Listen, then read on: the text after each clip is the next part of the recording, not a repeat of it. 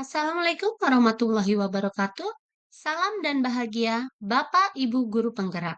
Perkenalkan, saya Anessa Meiran, calon guru penggerak angkatan 11 tahun 2024 dari SMP 1 Atap Negeri Talun, Kabupaten Cirebon, Provinsi Jawa Barat. Di video kali ini, saya ingin memaparkan sedikit tentang tugas koneksi antar materi berdasarkan kesimpulan dan refleksi dari modul 1.1. Sebelumnya, saya akan jelaskan terlebih dahulu sistematika refleksi dari modul 1.1.c. Yang pertama, adanya simpulan materi. Yang kedua, pemahaman saya sebelum mempelajari materi modul 1.1. Yang ketiga, pemahaman setelah saya mempelajari materi modul 1.1. Dan yang terakhir adalah rencana tindak lanjut yang akan saya ambil. Selanjutnya, saya akan menyimpulkan apa perbedaan antara pendidikan dan pengajaran berdasarkan pemikiran Ki Hajar Dewantoro. Berdasarkan pemikiran Ki Hajar Dewantoro bahwa pendidikan adalah proses memberi tuntunan terhadap segala kekuatan kodrat yang dimiliki anak agar ia mampu mencapai keselamatan dan kebahagiaan yang setinggi-tingginya, baik sebagai seorang manusia maupun sebagai anggota masyarakat. Lalu, apa itu pengajaran? Pengajaran berdasarkan pemikiran Ki Hajar Dewantara adalah bagian dari pendidikan. Pengajaran sendiri merupakan proses pendidikan dalam memberikan ilmu atau berfaedah untuk kecakapan hidup anak secara lahir dan batin. Manusia yang hidupnya lahir atau batin tidak akan tergantung kepada orang lain, akan tetapi akan bersandar atas kekuatannya sendiri, sehingga pendidikan akan dapat memanusiakan manusia secara merdeka. Lalu, apa tujuan dari pendidikan itu sendiri?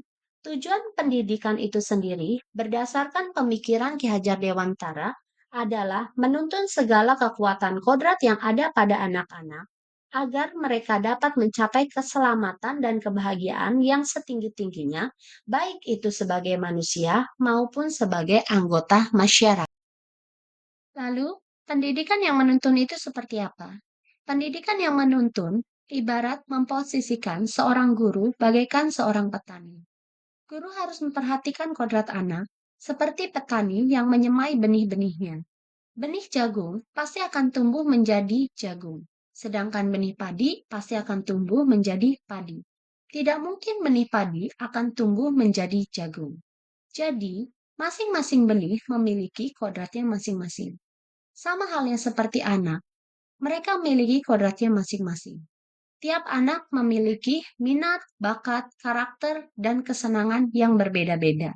Maka dari itu, tugas para petani adalah menyiapkan lahan yang subur, menyirami, menghilangkan hama, memberi pupuk, dan lain sebagainya. Begitu pula dengan tugas guru. Tugas guru hanya menuntun, mengarahkan, dan memfasilitasi kebutuhan anak sehingga mereka bisa berkembang sesuai dengan kodratnya masing-masing. Dalam pendidikan pula, kita harus memperhatikan proses dari kata menuntun. Proses menuntun berdasarkan semboyan pendidikan, yaitu Ingarso Sung Tulodo, Ing Madya Mangunkarso, Tutwuri Handayani. Yang artinya, di depan, seorang guru itu harus bisa memberikan contoh. Di tengah, seorang guru harus dapat membangun motivasi anak didiknya. Dan di belakang, seorang guru harus memberikan dorongan dan semangat. Selanjutnya, pendidikan berdasarkan kodrat alam dan zaman. Anak bukanlah tabulasa. Anak bukanlah kertas kosong yang siap ditulisi apa saja sesuai keinginan orang dewasa. Namun, seorang anak sudah membawa kodratnya sejak ia dilahirkan. Ibarat kertas, di kertas tersebut seorang anak sudah ada tulisan atau coretan yang samar. Tugas kita sebagai seorang pendidik adalah bagaimana menebalkan tulisan yang samar tersebut sehingga menjadi tulisan yang jelas, mudah, dan memiliki makna. Dalam proses penebalan, seorang pendidik harus memperhatikan yang pertama, kodrat alam, yang kedua, kodrat zaman. Kodrat alam, pendidik harus bisa menyesuaikan lingkungan alam dan sosial anak tersebut.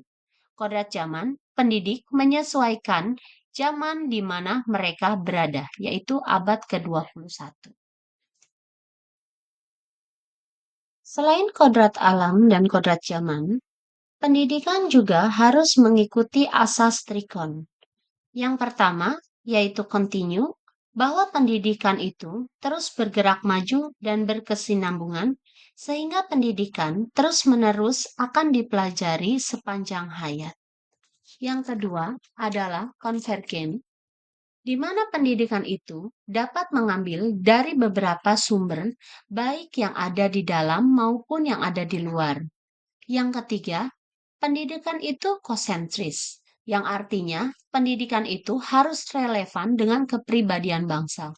Walaupun kita mengambil sumber yang berasal dari luar, tetapi pendidikan itu harus mencerminkan tentang kepribadian bangsa diri kita sendiri. Lalu, bagaimana dengan pendidikan yang menghamba kepada anak? Pendidikan yang menghamba kepada anak pada prosesnya berupa menuntun, bukan menuntut, yang akhirnya pendidikan tersebut akan berpihak kepada siswa. Pembelajaran yang saya lakukan sebelum mempelajari modul 1.1. Yang pertama, pembelajaran berpusat kepada teacher center, di mana murid hanya dijadikan sebagai objek, bukan sebagai subjek pembelajaran, dan guru hanya mentransfer materi pembelajaran. Yang kedua, mengutamakan standar penilaian KKM. Pembelajaran hanya mengejar ketuntasan materi. Ketuntasan dalam penyampaian materi lebih penting daripada memahami karakter murid itu sendiri. Penilaian hanya melihat dari aspek kognitifnya saja. Maka, jika nilai murid sudah mencapai KKM, pembelajaran dianggap sudah berhasil. Akibatnya, guru sering merasa gagal apabila banyak murid yang tidak tuntas atau nilai di bawah KKM setelah adanya evaluasi. Yang ketiga, sumber belajar berasal dari buku paket. Materi yang diberikan hanya berfokus dari guru itu sendiri dan dari buku paket yang tersedia di sekolah. Yang keempat, fokus kepada pembelajaran bukan pendidikan atau hasil lebih diutamakan daripada proses. Guru kurang memperhatikan kemampuan dan latar belakang siswa itu sendiri. Guru lebih memfokuskan kepada penyampaian materi dan penilaian mencapai KKM di akhir evaluasi, sehingga guru tersebut tidak memahami karakter, minat, bakat, dan keinginan dari siswa tersebut. Pemahaman saya setelah saya mempelajari modul 1.1. Yang pertama, pembelajaran berpusat kepada student center. Saya menyadari bahwa apa yang saya lakukan selama ini salah. Mindset saya telah berubah khususnya dalam membangun suasana pembelajaran yang bervariasi.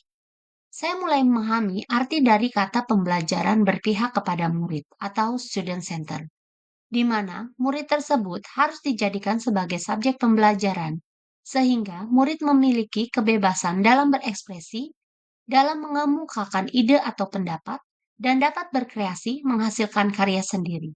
Dan disinilah tugas guru yang hanya sebagai fasilitator. Nomor 2, menuntun anak bukan menuntut.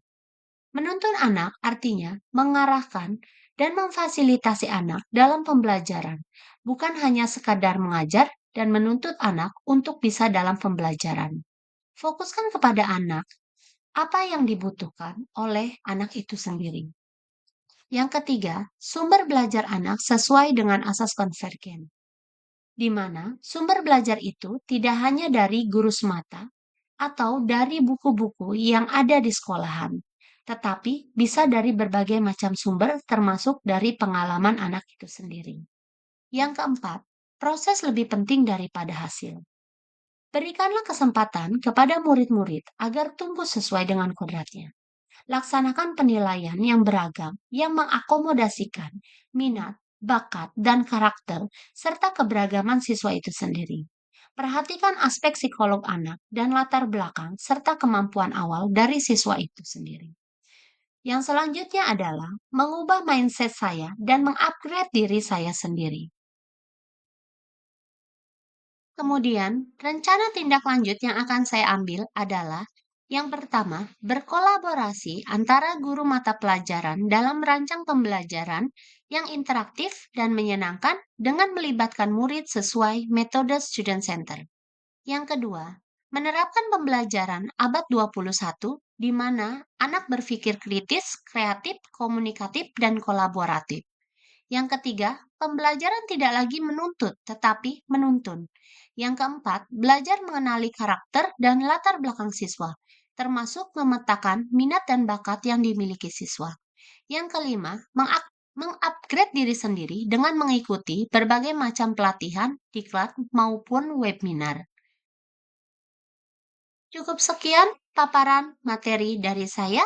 Salam guru penggerak. Terima kasih banyak. Wassalamualaikum warahmatullahi wabarakatuh.